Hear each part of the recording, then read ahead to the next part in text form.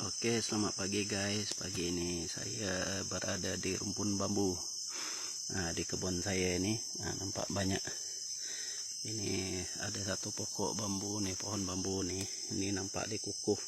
Kalau ketok macam ini dia bunyi padat. Sini pun kalau kita nampak macam banyak bulu perindu. Macam ini contoh dia.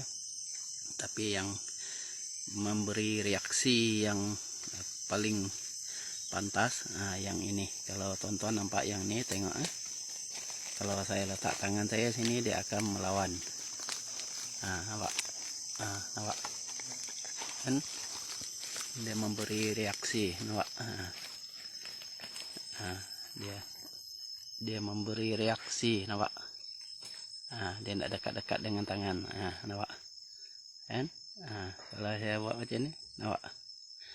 Inilah bulu perindu yang asli, nampak. Dia bergoyang-goyang, dia nak ikut tangan, kan. Tapi ini pagi ini saya ambil ini, nampak. Nampak kan. Inilah bulu perindu yang asli. Kalau kita letak tangan macam ini, nampak dia nak.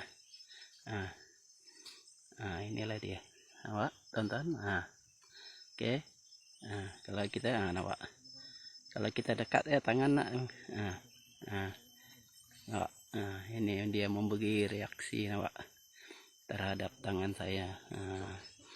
Inilah orang kata bulu perindu yang sebenar, yang original.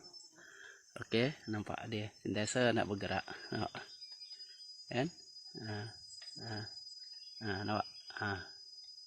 Dia nak, kalau tahu nampak, kan.